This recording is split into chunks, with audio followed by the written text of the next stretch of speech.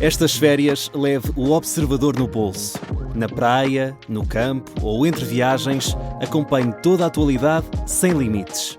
Assine com 40€ de desconto e habilite-se a ganhar uma estadia de 2 noites num dos hotéis boutique da Small Portuguese Hotels. Este verão, desligue da rotina, não da informação. Assine em observador.pt. São da Beatriz Félix.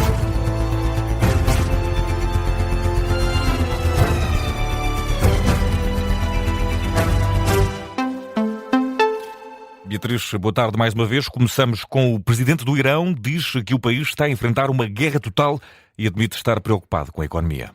Masoud Pezeshkian apontou a subida dos preços, as condições de vida e a situação económica como as principais preocupações do governo.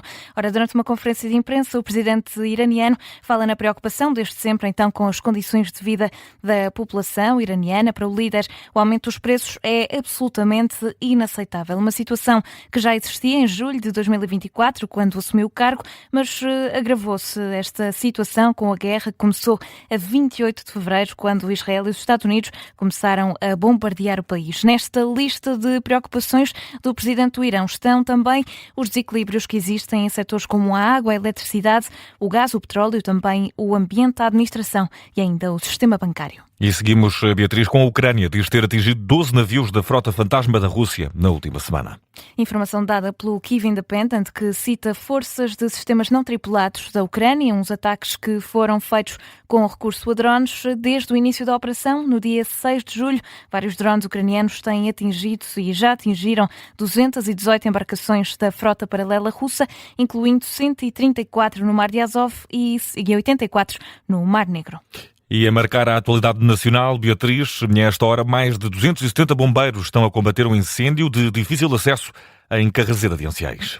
Os operacionais estão a ser apoiados por quase 80 meios terrestres e ainda com a ajuda de 10 meios aéreos. Fonte da Proteção Civil afirmou à Lusa que o incêndio no concelho de Carraseda de Anciães está a lavrar numa zona difícil de aceder e que os meios vão ser reforçados nas próximas horas. O vento está a condicionar e também a complicar este combate às chamas no incêndio em Carraseda de Anciães, que é aquele que está a causar mais preocupação esta tarde em todo o país. E seguimos com o Presidente da República. Insiste, Beatriz, na ideia de que há uma necessidade de combater a imigração ilegal em Portugal.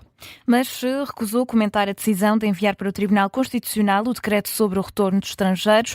António José Seguro diz que as razões de ter pedido a fiscalização estão todas explicadas e por isso não vê motivos para insistir no tema. É uma reação que surge depois de ontem o ter enviado para o Tribunal Constitucional o decreto sobre o retorno dos estrangeiros. Ora, neste diploma, o Presidente da República diz ter reservas em relação ao tempo máximo da detenção de imigrantes em situação ilegal no território português. Já hoje, o chefe de Estado voltou a assegurar que é contra a imigração clandestina e que é preciso combatê-la, sobretudo junto de quem é mais frágil. Mas sobre o envio do diploma para o Tribunal Constitucional, o Presidente da República diz que já foi tudo dito.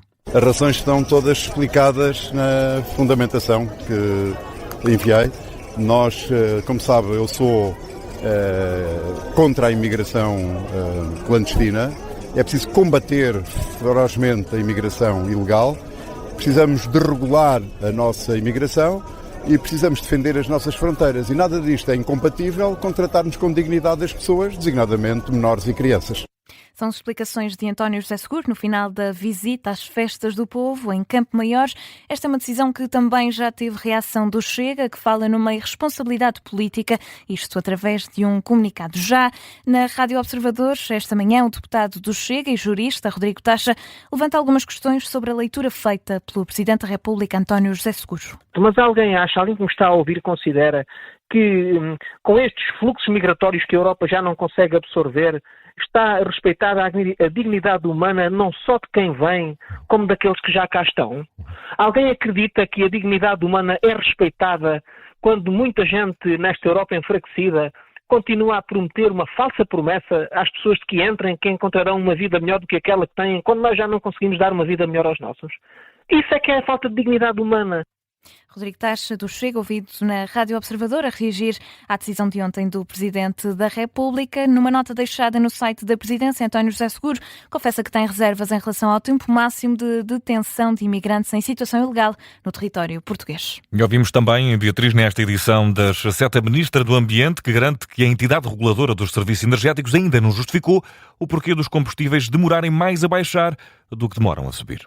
Sendo que o prazo termina para a próxima semana, uma altura em que se espera uma descida no preço dos combustíveis. As estimativas do setor apontavam para uma descida de cerca de 12 cêntimos no gasóleo e na gasolina, mas o Governo aumentou as taxas do ISP e, por isso, a baixa dos preços ronda os 10 cêntimos no gasóleo e os 11 cêntimos na gasolina, já na próxima semana. Ora, Maria da Graça Carvalho, a Ministra do Ambiente, garante que se os portugueses não ficarem satisfeitos com a resposta da entidade reguladora dos serviços energéticos, o Governo pode-se intervir. É muito importante as pessoas perceberem, porque se não ficarmos contentes com essa resposta, o Governo, o Estado, tem meios para poder intervir nos preços.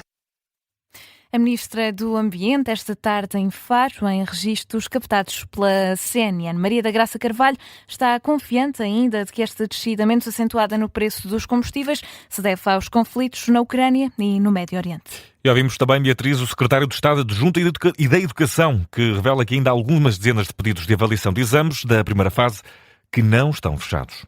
Os resultados que deviam ser conhecidos ontem, sem avançar ainda com um número em concreto, Alexandre Homem Cristo revela que, em alguns casos, tal não foi possível. Estamos a falar de casos também de uma dimensão muito reduzida. Quantos casos é que são neste universo de mais de 20 mil?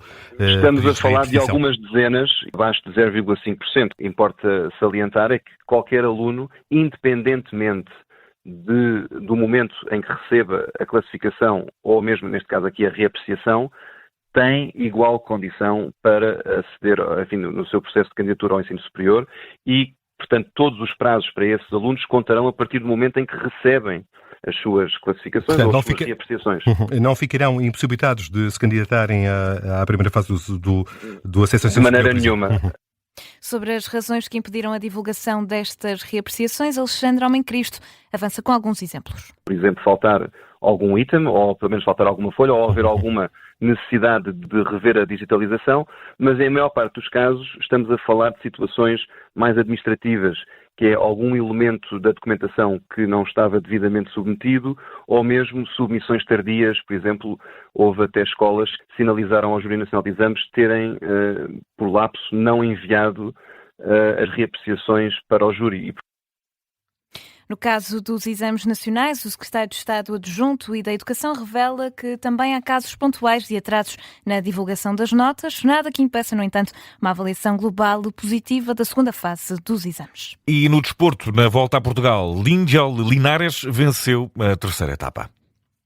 Foi uma ligação entre Elvas e Beja, que terminou com sprint. O ciclista venezuelano foi o mais rápido a cortar a meta.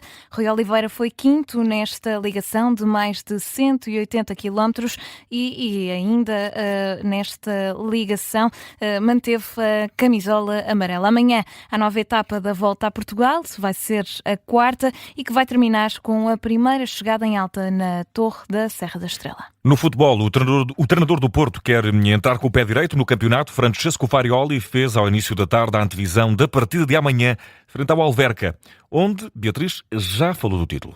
E para dar conta de que a conquista do ano passado ficou no passado e de que nada vale para as contas do campeonato que arranca este fim de semana. O Futebol Clube do Porto Alverca está marcado para as 6 da tarde. Na conferência de imprensa de antevisão, Francesco Farioli falou ainda do mercado e, para deixar uma garantia, Rodrigo Mora não expressou desejos de sair.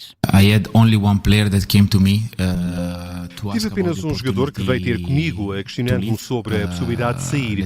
Digamos que um falou diretamente comigo, o outro sei que também manifestou esse interesse. Nenhum dos envolvidos é Rodrigo Mora. É a garantia deixada pelo técnico dos Azuis e Brancos, que amanhã orienta a equipa na estreia do campeonato. Também amanhã, o Benfica joga com o Académico de Viseu no arranque do campeonato. Marco Silva lamenta, Beatriz, que o jogo seja à porta fechada e espera dificuldades.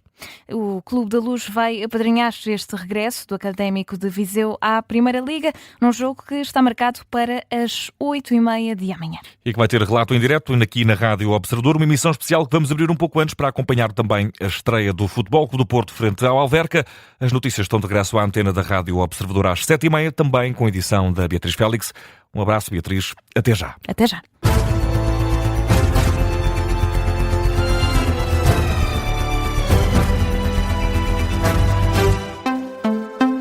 Este programa tem o apoio de BetClick.